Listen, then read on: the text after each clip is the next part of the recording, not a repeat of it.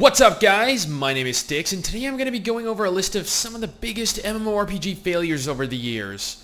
Now, MMORPGs are some of the largest, best looking and most ambitious games ever made.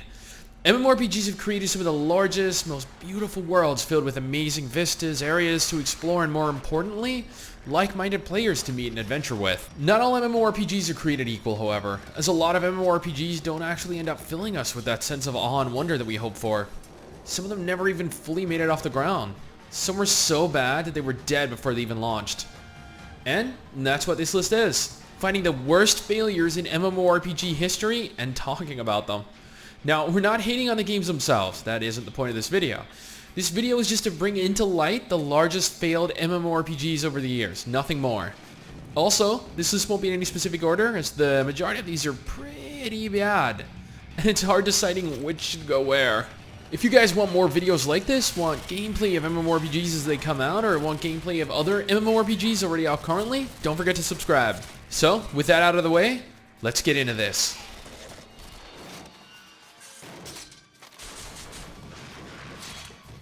So, Hellgate London isn't traditionally an MMORPG, instead being comparable to something more along the lines of Destiny. However, that didn't stop people from being hyped beyond measure at the idea of playing it. People thought it was going to be a modern-day Diablo when it released in 2008. Companies all around the world were lining up with merchandise and were literally ready to market the shit out of that game. Upon launch, though, people found that the game ended up being fairly generic. All the hype people had surrounding the game, all the hopes and dreams people had riding on the game just kinda died. To add on to the terribly generic game Hellgate London ended up being, the devs had a subscription-based model in place that offered content and updates to paying customers only while stiffing free players. Another large problem Hellgate London ran into involved customers ending up being billed multiple times per month for their subscription. Definitely something you don't want to see in your credit card bill. Finally, Hellgate London only ended up being alive for a mere year before being seized by a bank that poured millions of dollars investment into it previously. That is a serious bummer.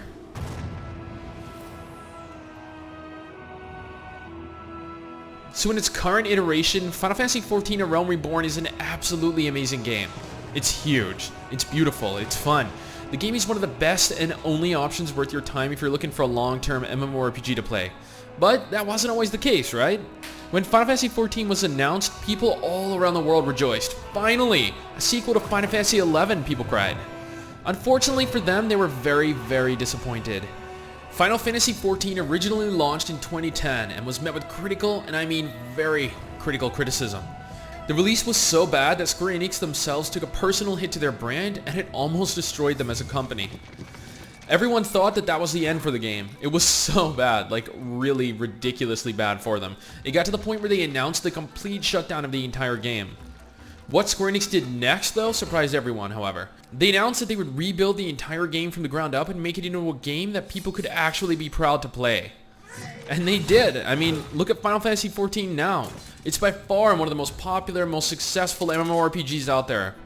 Final Fantasy XIV may be one of the largest, most ridiculous MMORPG failures of all time, but it's also possibly the greatest MMORPG comeback story of all time as well. All I can say to that is well done.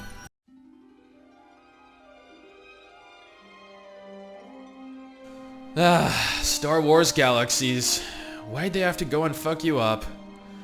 Well, Star Wars Galaxies had been around for a good 8 years before finally breathing its last breath in 2011. You can Google around pretty much anywhere online and find out people lamenting its slow death. It had so much potential too. Star Wars Galaxies was often talked about and referred to as one of the most unique, truly different MMORPGs to have ever been made. However, stupid business decisions like the universally hated new gaming experience stripped Star Wars Galaxies from what made it unique, its professions and its classes.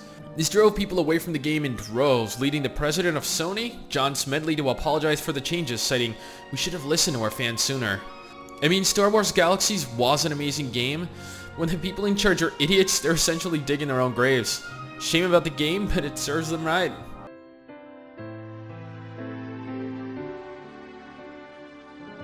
Here we have one of the MMORPGs that attempted to nip at the scraps Star Wars Galaxies left. RF Online. RF Online was the very first sci-fi MMORPG to come along after the release of Star Wars Galaxies' new gaming experience, and as such, many people flocked over to the new shiny. While RF Online's presence was felt for but a mere moment, the game was hyped ridiculously online, and everyone disappointed with Star Wars Galaxies naturally followed the beacon.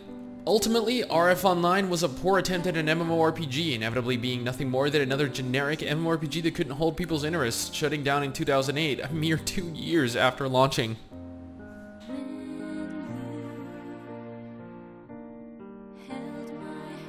Alright guys, next up we have Tabula Rasa.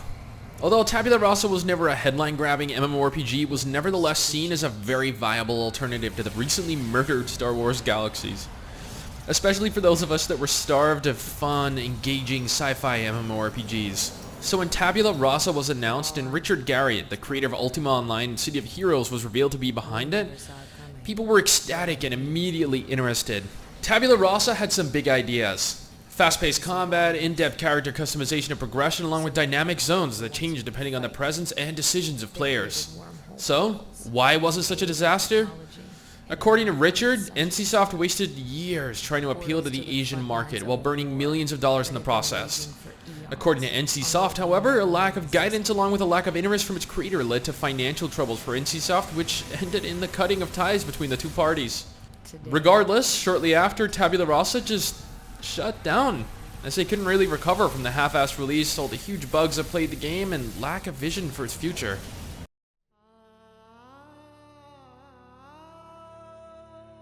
Welcome to what is generally considered one of the worst launches in PC history. Vanguard, Saga of Heroes is one of the buggiest, worst optimized, underdeveloped MMORPGs ever released. Which is strange considering who was behind the game, John Smedley and Brad McQuaid of EverQuest fame. Vanguard, Saga of Heroes, henceforth referred to as Vanguard, was an attempt by Brad to relive the good old days of EverQuest by making a game in the same vein. Beautiful graphics, intuitive combat, a vast open world to explore, allowing you to fully immerse yourself in a huge, well thought out fantasy world. Unfortunately, it didn't go as well as planned, or more appropriately, it couldn't really have gone any worse, or maybe it could have, I honestly don't know. With how fucked up the game ended up being, I can in all honesty say that it very well could have been worse now that I think about it, which is definitely saying something. So, what actually happened? Very good question. Microsoft originally picked up the title, but shortly after they decided to drop it, leaving Brad and his team to pay for everything and pick up the pieces on their own. After fumbling around and cutting corners wherever they could, Brad and Co. launched the game filled with hundreds of game-breaking bugs, some of which required the full deletion of your character, forcing you to remake the character and start the MMORPG from scratch again. It was optimized so poorly, the quests were so buggy, the gameplay was so bad, that of over 240,000 original players, only 40,000 players were left playing a mere 2 months later.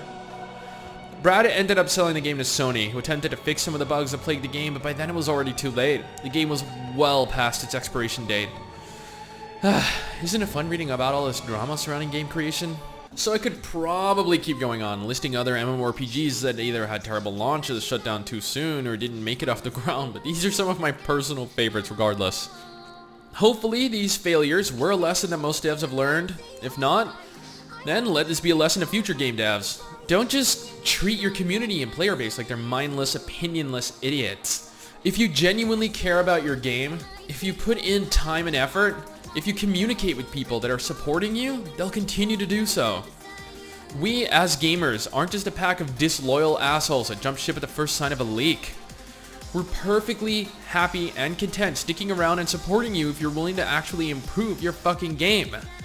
Treat us well and respect us. We will in turn wait for you, we will in turn test your game for you, and we will inevitably play your game. Anyway guys, that's the end of this video though. Thank you for watching it this far. Did you ever play any of the games listed in this video? If so, what did you think? Let us know down in the comments below. Anyway, thank you all for giving me your time today. I do appreciate you setting aside a few minutes to sit through all of this and love you all the more for it.